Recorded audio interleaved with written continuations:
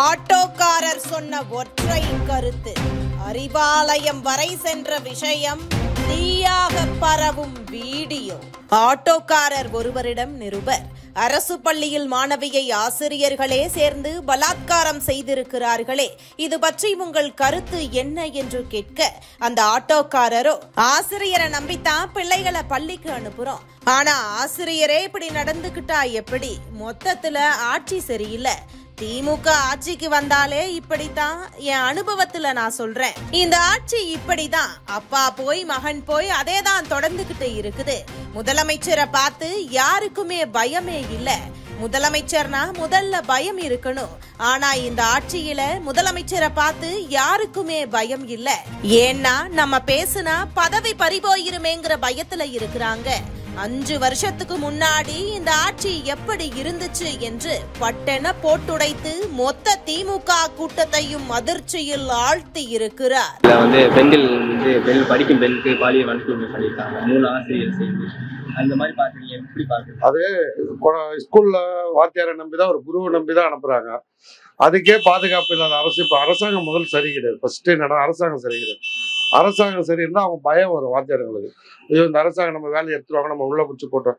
அப்போ அரசாங்கத்து மேலே பயம் இல்லாத போது அப்படிதான் இருக்கும். அதில் நம்ம வாத்தியார் மேலேயும் தப்பு சொல்லுவோம். அரசாங்கம் கரெக்டாக நடந்தால் வாத்தியாருங்க பயப்படுவாங்க. இப்போ நான் தொழில் செய்யறனாக்கா என் தொழிலில் காக்கி சட்டை போட்டாலும் எனக்கு ஒரு மரியாதை இருக்கும்போது, வாத்தியாருக்குன்ற மரியாதை நம்ம அரசாங்கம் கொடுக்கணும்.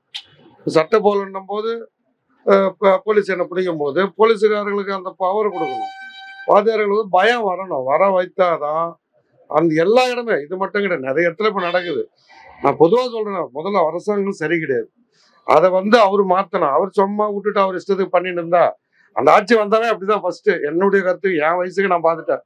அது எம்ஜிஆர் காலத்துல எம்ஜிஆர் சொன்னதான். அது டிஎம்கே அராஜகம் அதிகமாகும், ரவுடிங் அதிகமாவாங்க, கற்பழிப்பு அதிகமாகும். அது இப்போ நடைமுறை கரெக்டா வந்துருங்க. அப்பனுக்கு அப்புறம் பிள்ளைக்கு அப்போ வந்துருந்தாங்க. இது உண்மை. அது அமைச்சர் சொல்ற கல்வித்துறை அமைச்சர் கல்வித்துறை மேலிடம் கரெக்டா இருந்தா, கல்வித்துறை அமைச்சரா இருக்கட்டும், யாரா இருக்கட்டுங்க, மேயரா இருந்தாலும் சரி, மேலிடம் கரெக்டா இருந்தா, என் வீட்டுல நான் கரெக்டா இருந்தா என் குடும்பம் நல்லா இருக்கும். அது மாதிரி தலைமையகத்துல முதலமைச்சர் கரெக்டா இருந்தா கீழக்கிற அத்தனை பேரும் வேலை செய்வாங்க, பயந்துன்னு வேலை செய்வாங்க. எவனா இருந்தா தப்பான தூக்கு விடாத, இல்ல உள்ள தூக்கி போடு, ஜாமீனே கொடுக்க கூடாது. இப்படி ஒருத்தர் செஞ்சுனா அடுத்தது பயம் வரும். ஆனா முதல்வர் சொல்றாரு பெண்களுக்கு தான் முன்னுரிமை. முன்னுரிமை என்ன இருக்குது? நாங்க தான் முன்னாடி முன்னுரிமைன்னு சொல்லுவோம். அதை நான் ஒத்துக்க முடியுமா சொல்லுங்க? நம்ம கரெக்டா பொண்ணுக்கு நம்ம திட்டலன்றது வேற. நம்ம எந்த அளவுக்கு மரியாதை கொடுக்கணுமோ அந்த அளவுக்கு மரியாதை கொடுத்தாதான் பயம் வரணும். புதுசுன்ற இப்ப நான் என் வீட்டுல பொண்ணு போயிடும்போது தமிழ்நாட்டு முதலமைச்சர் என்னாவே பயம் வரணும். அந்த ஒரு 5 வருஷத்துக்கு முன்ன எப்படி இருந்தது, அந்த பயம் வந்தாதான் கீழே தள்ளி இன்னைக்கு அந்த இது வரும். நீ பயப்படுற, நீ ஆட்சி போயிடும், அது போயிடும், நீ பயப்படுற. அதான் ஃபர்ஸ்ட் மினிஸ்டர்கிட்ட மன்னிச்சு இது பண்ணிட்டா, அமைச்சர்கிட்ட இது பண்ணா நம்மளுக்கு ஆட்சியை கழிச்சிருவாங்க. பயப்படாத, நீ இருக்கிற இன்னைக்கு முதலமைச்சர், இன்னைக்கு உன்னுடைய பவரை காமி, நாடு நல்லா இருக்கும், நீ நல்லா இருக்கும். என்னுடைய கருத்து அதான்.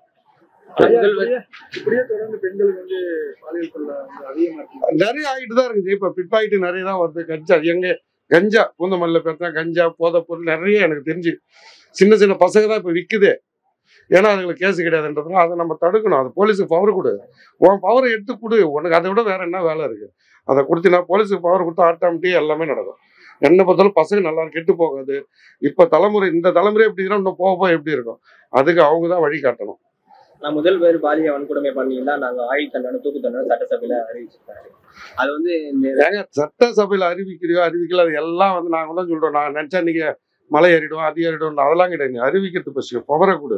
அவனை தூக்கி இன்னைக்கு 3 பேரை அவனை தூக்கி சஸ்பெண்ட் பண்ணு, தூக்கி அவனை ஜெயில போட்டு ஜாமீனே கிடைக்கூடாது 3 வருஷம் இதை ஆர்டர் பண்ணு. அதை நான் ஏத்துக்கிறேன். இன்னைக்கு காலேஜில் நடந்தது பிடிக்கிறது. ஏங்க நம்பி நம்ம என்ன சொல்லுவாங்க, காலேஜ் ஸ்கூலுக்கோ காலேஜையோ நம்பி அனுப்புறா, அந்த குருவை நம்பி தான் அனுப்புறாங்க. அந்த குருவே பண்ண அப்புறம் எப்படி குழந்தைகளை அனுப்புவாங்க? நானும் பொண்ணை பெற்றோம் தான். அந்த பயம் நம்மளுக்கு வரணும். அது உன் பொண்ணா தான் நீ கம்முன்னு இருப்பியா? இதே முதலமைச்சர் பொண்ணை தொட்டா நீ கம்முன்னு இருப்பியா? அதுதான் அவங்க கொடுக்கணும். அந்த குழந்தை 3 சின்ன குழந்தை 3 வாத்தியாரம் பண்றாங்கன்னா தப்பு தான். அது முதலமைச்சர் முதல்ல ஆக்ஷன் எடுக்கணும். எடுத்தாதான் நாடு உருப்படும். இது அன்னைக்கு காலேஜில் நடந்தது, இன்னைக்கு ஸ்கூல்ல நடந்தது, நாளைக்கு நம்ம வீட்டுக்குள்ளே நடத்தணுங்க. தப்பு ஒன்றும் பண்ண முடியாது. முதல்ல இந்த கஞ்சா போதை பொருளை ஒழிக்கணும். பான்பராக வித்தா ஒழிச்சா வித்துதாங்க. எல்லாமே முதல்ல ஒயின் ஷாப்பா மூட முடியாது. அதுக்கு நம்ம சொல்ல முடியாது, கம்மி பண்ணலாம். என்ன பொறுத்தவரை கம்மி பண்ணலாம். ஆனா இது மெயினா ஒழிக்கணும். போதை கூட அடிக்கிறவங்க 10 கஞ்சா போதை இதெல்லாம் வந்து அவன் தலைமுறை அவன் அந்த மென்டல் ஸ்டேஜுக்கு போயிடுவானு.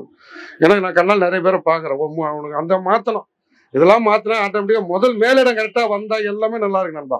இது வரைக்கும் உண்மையிலே சொல்கிறேன், என்னை பொறுத்தளவுக்கு சட்டம் அமைச்சர் சொல்கிறாங்க எல்லாம் கிடையாது. முதலமைச்சர் சொல்கிற உத்தரவு தான் அமைச்சர் பண்ணுவோம். அங்கேயே பயம் கிடையாது. முதலமைச்சர் மேலே அமைச்சர்களுக்கு பயம் கிடையாது. பயம் இருந்தால் ஐயோ நம்ம முதலமைச்சர் பதவி எடுத்துருவாரு அப்படின்ற ஒரு பயம் இருந்தால் நிஜமா தமிழ்நாடு நம்பர் 1 ஆகும். இன்னைக்கு தமிழ்நாடு நிலைமை நான் படிக்காத இருந்தாலும் தமிழ்நாடு இன்னைக்கு நம்பர் 1 ஆகுது கடங்காரலாம். உண்மையிலே இதான் அதை மாற்றணும். அதுக்கு என்ன பண்ணணும்? அதை பண்ணாவே நல்லா இருக்கும். உண்மையிலே இந்த ஆட்சி அந்த ஆட்சி கிடையாது. முதலமைச்சர் கரெக்டாக இருந்தால் எந்த ஆட்சியாவது நல்லா இருக்கும். உண்மையிலே அதான் என்ன கருத்து.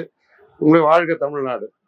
இதுபோன்ற முக்கிய நிகழ்வுகள், அரசியல் தகவல்களை ஆழமாக மாறுபட்ட கோணத்திலும் அறிந்து கொள்ள மறக்காமல் உங்கள் TNS24 டிஜிட்டல் பக்கத்தை பின்பற்றிக் கொள்ள